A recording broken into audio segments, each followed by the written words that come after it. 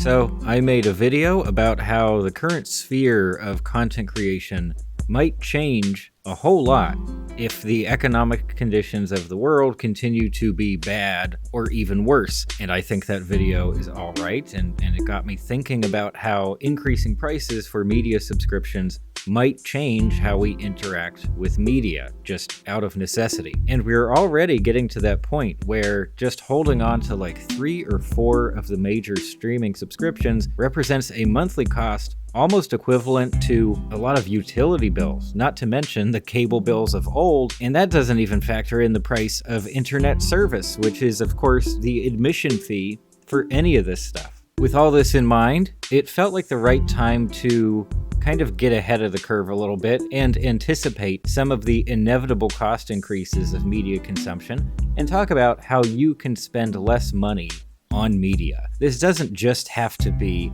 for economic sad times. These are just some good things to keep in mind in general. Many of the media monsters have been pushing us into this future of zero ownership, but we don't necessarily need to go along with it. So let's talk about how to dodge those recurring expenses. Cutting down on subscriptions. This is a very obvious tip, and it's also the root of basically everything I'll be talking about here. You need to really pay attention to what you're spending on subscriptions and decide if that's what you want to do for all of time. Just make a tally of all your media-related subscriptions per month. The streaming stuff, Movie Pass is coming back, maybe you hopped onto that. Video game subscriptions, put it in one place. And if you're worried that you're not going to remember every single thing that you're subscribed to, it's a good idea to go through the apps on your phone, all the different programs and apps on your smart TV. You can also look through your emails for like billing confirmations for different subscriptions. So based on all that, it shouldn't be too hard to work out just how many media subscriptions you have and what they're each charging you now. Because don't forget, plenty of services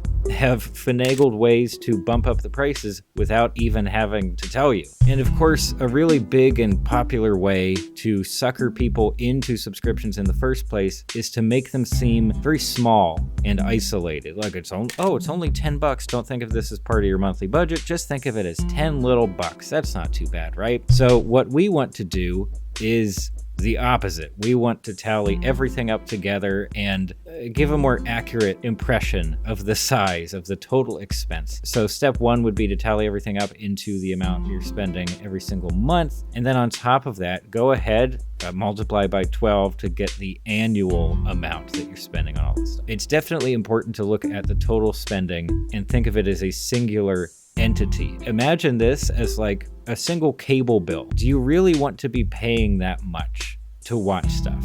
In most cases, probably not. And thankfully, as opposed to the cable bills of the olden days, your subscription spending is broken up into all these individual parts, which should make it easier to cut out certain ones as you see fit. Now, I admit that this part can be pretty tough, deciding what you actually want to keep, especially if your viewing habits or media consumption habits change a lot over time. Maybe sometimes you mostly watch Netflix for like maybe a few months, and then after that you'll switch to HBO and stick with their stuff for a while. It's also difficult because a lot of these streaming services will change their libraries pretty often, and you definitely don't know what they're going to cut or add in the future. So if it's getting too abstract, then try to look at your watch times for any of the given services. Some of them actually track this number for you, YouTube definitely does, but others don't, and when they don't, that is very much on purpose. Just think back over the past week. Which of the services did you spend the most time on? Hopefully you just have a decent sense of what that was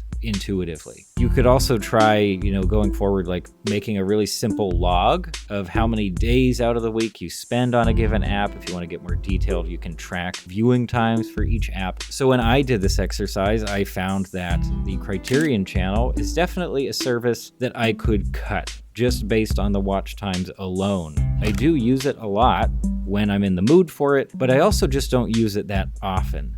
And I probably wouldn't be too concerned if I suddenly lost access. And that's the key here, knowing what you can live without. In fact, as long as you're not locked into a yearly agreement with a given service, you can experiment with it by just dropping it for a month or two at a time and see how much you miss that particular one. And then if you do decide that you want to sign back up for that particular service again, they might even offer you some incentives to come back. So really not too risky, is it? But outright canceling subscriptions isn't the only way to save money here. Another great option is to share accounts basically between as many people as possible. Some of the services out there, like Netflix for sure, they do indeed place limits on the number of simultaneous users, and they're generally pretty strict limits. But other services don't seem to at all, at least within reason. And at least not yet, and you should definitely abuse that advantage as much as possible, especially for some of the bigger services that charge like $15 or more for ad-free viewing, which used to come standard with everything. If sharing an account becomes an issue later on, then you can deal with that later on. And if you're a student, definitely try to get student rates whenever available and hang on to them for as long as you can. Okay, the next bit here, buy your 3 favorite shows. So I happen to know that for a lot of people, daily streaming habits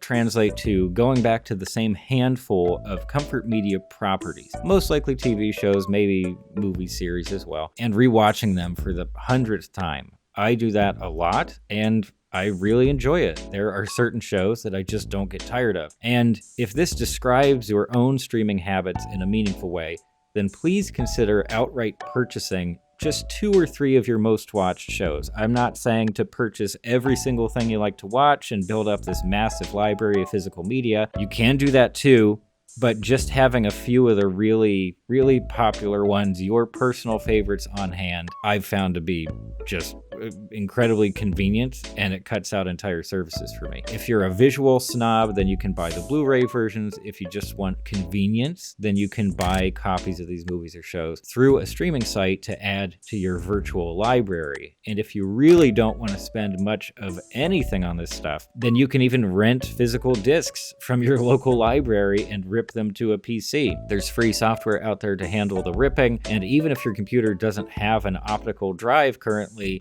external drives are really not very expensive. I know that moving away completely from physical media, especially like DVDs, was a lot of fun when it first came along as an option. And it's not great having to take care of your physical discs and finding a place to put them. I know that.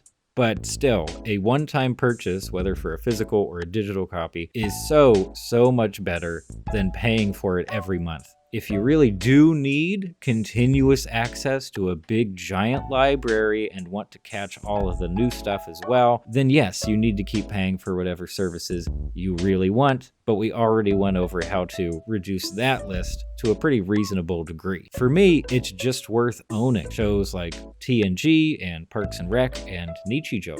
Having copies ready to go whenever I want is saving me a whole lot over the long term. Okay, piracy time. This part of the discussion was inevitable, I think, because there's a certain subset of viewers just on the internet, I'm not saying my audience specifically, who would probably get very vocal if I didn't mention that it is still possible to lie, cheat, and steal your way into having a massive media collection that is convenient, entirely digital, and completely free. I am not going to tell you to steal, and I probably never will, in a general sense. Things just haven't gotten that bad, and media on its own really isn't that important. The only exception I would consider is for content that's not made available by the rights holders anymore. In the video game world, Nintendo is a huge offender on that front. They used to offer a ton of retro games on their modern consoles, but now they offer just a handful of those, and only for systems up to the N64. So if you want to play GameCube and Wii stuff legally,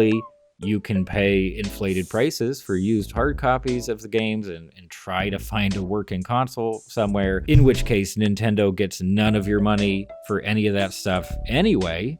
Or you could hop online and get all the games you want for free. and run them on a free emulator that's very easy to set up. Over in TV land, I highly encourage people to pirate shows like Summer Camp Island that have just been essentially deleted. You can't stream it, you can't buy a physical copy of the first season of that show because all of those copies are gone and they don't seem to be producing more of them. And while media piracy isn't as easy as it was back in the internet's Wild West days, boy oh boy, you guys sure missed out. It's still very easy if you are at all tech savvy. But it's also risky. Doing anything illegal is risky, and if you wander outside the internet's highly privatized safe zones, you also might be opening a window to a more serious criminal who wants to mess up your computer or steal your personal info. I don't know. In terms of legal action, you're probably going to be fine if you're pirating media. The lawman seems to be much more concerned with the people actually distributing pirated media, and on that note, I'm pretty impressed that a certain pirate by the name of hasn't been prosecuted already. But again, I don't really think it's worth it. In most cases, it is still easier to legally access the media you want. And that brings us very close to the end. I know it's a whole lot easier to just not think about this stuff and just keep whatever your current setup is.